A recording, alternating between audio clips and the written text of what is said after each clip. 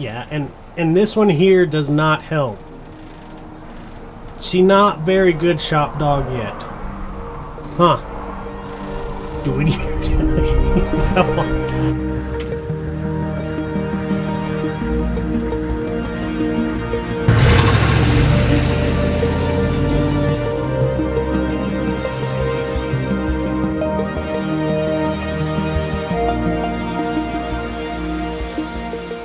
Alright, so what we've been waiting on has finally come in now. So I got this little odometer fuel gauge.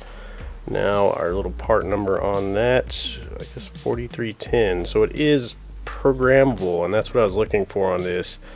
I don't really know what the ohms were going to be out of that fuel sending unit. So what I'm going to do is basically hook this up. This will allow us to set our empty. So I'll probably put about 2 gallons or something in the tank. Set our empty at that 2 gallons, and then you go ahead and fill the tank up, and then you set your full mark, and then it basically just runs off of that for whatever your ohms are for those two based on what your fuel sending unit is sending. So again, odometer, I have no idea if this is going to work or not, but we got it in. I did get a inline with a 3 amp because it does suggest that, and I got some extra wire there. So I think a lot of these wires in the back may not get used also. And it is an incandescent bulb up here. I may look at switching that out with an actual LED or something, but it is backlit with these. So right now, basically just gonna not hook these up, just get it going, and then I'll hook these into a well, basically just to come on whenever the ignition comes on. Alright, so first things first, with these back wires, I need to locate a power on all the time. So 12 volt, once the ignition comes on, that goes to here, and then we have a ground that needs to go to a good ground, and our purple wire goes back to our sending unit. Now I do actually already up on the dash, let me see. Up on the dash here, we do have these 2 plugs. I went ahead and just hung out the bottom. These can be pushed back up in there, but these are our fuel sending unit wires. So one of them should be our ground, and one of them should be our power coming from the fuel sending unit. So that will actually give us, basically after it goes through the sending unit, our ohm reading. So one wire to the power, which we'll probably have to end up running that separately somewhere, probably to our probably to a relay or to the back of our ignition switch or something. And then we'll go ahead and hook these up, one to the purple, one to the black. That should allow us to run this thing. So once I get that kind of set up, I am going to go ahead and probe some of this stuff just to make sure it is what I'm thinking it is. Then once we get it hooked up, we'll see how easy this is to set up. Whew, it's hot out here, but we do kind of have everything here kind of temporarily wired up. It's not cleaned up or anything. We have power and ground, power and ground. One power and ground is just for the light, so it's a simple power and ground on that one. And then we have basically our purple wire. So on our purple wire here, I need to basically hop underneath here and figure out where our wire is. I basically need to do a continuity test with a plug up here and a plug down there. And then once I know what that is, that should be our voltage after it passes through our fuel tank, and that'll be this wire.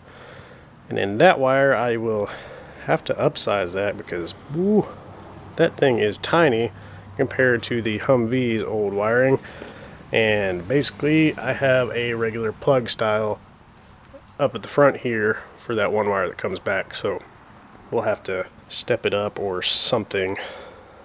Alright, so pretty dark now, of course, because it's nighttime, but after multiple trips to the store getting things for electrical connections and everything, we have the dash back together. Yes, it's a little rearranged, but that was because of some space issues behind the dash panel there, but everything is still there. I have turned the key on, everything lights up still. So I think we are kind of good to go. Well, she's still running good. So cleaned off all my tools because I kind of let them pile up, but we're gonna go ahead, hop in here, drive down to the little fuel station, put a few gallons in it, and try out our little gauge. As you can see, it still says empty. Now that may be just because the fuel in it isn't reading on there yet, because I only put about 3 gallons or 4. So we're gonna go put about 8 in it, and then we'll check and see. Well, we'll check and see if it goes up. If it doesn't, then we got an issue with our wiring, and I'll have to figure that out later.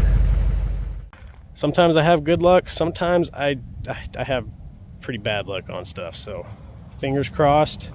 Quick fix, back on the road. Alright, so little update on the Humvee. We ended up going for another test drive after, well, actually, I don't think I've updated y'all at all on what's happening with the Humvee.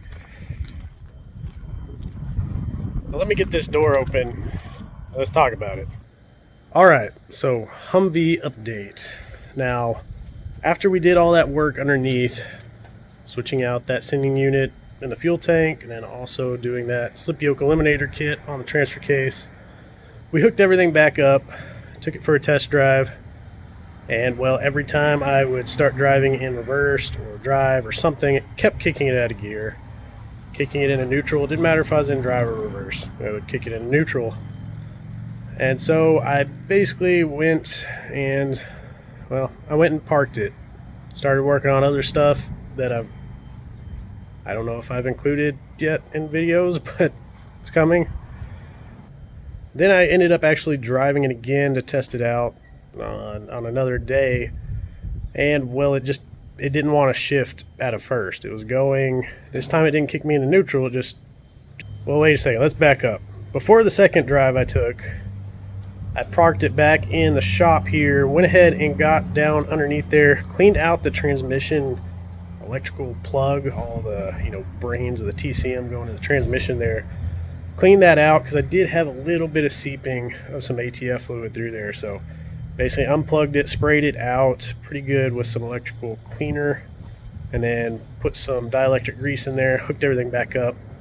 Went for our second drive, and that is when we were driving and it didn't want to shift out of first.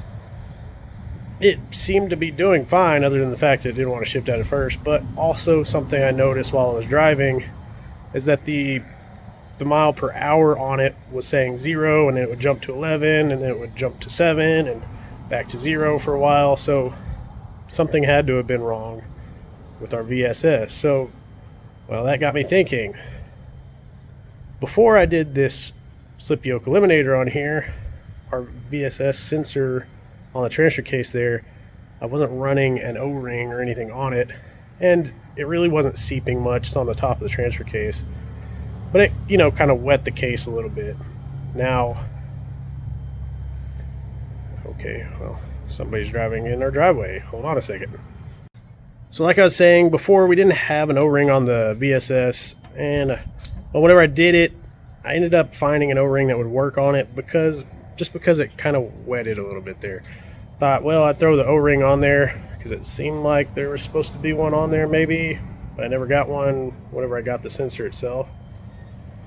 Well, we ended up finding out that maybe that O-ring is a little too thick or something, so I ended up taking that O-ring off, putting the VSS back in, hooking everything back up, and taking it for a drive. That time, everything shifted fine, didn't kick me into neutral or anything like that. And then came in and I was about to park it, figured I'd check the codes. So whenever I checked the codes, I noticed it had kicked a transmission code. So this is after we kind of fixed the problem. Now I kind of just let it sit again and worked on something else. Then whenever I came back to put up the Humvee, I actually drove it around again and, well, checked the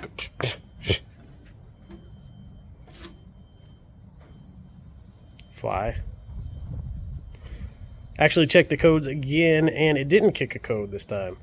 So then I kind of backed up, turned around, drove a little bit, backed up, turned around, drove forward, trying to kick that code again just to see, well, if it was a residual code or something, even though I cleared the codes before that.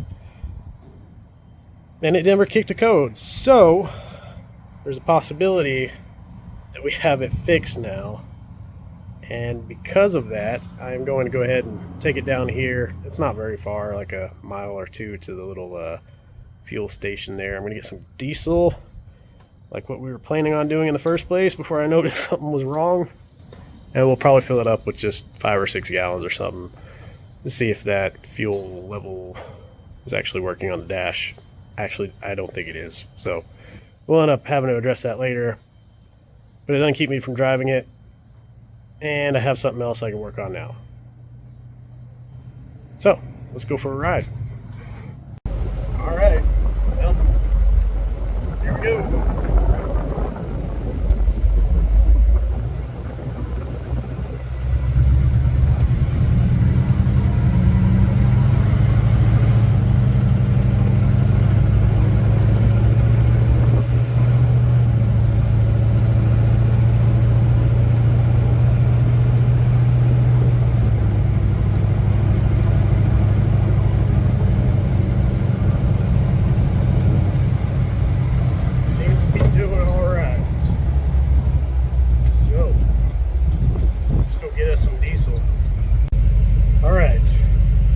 Back, and yeah, let me flip it.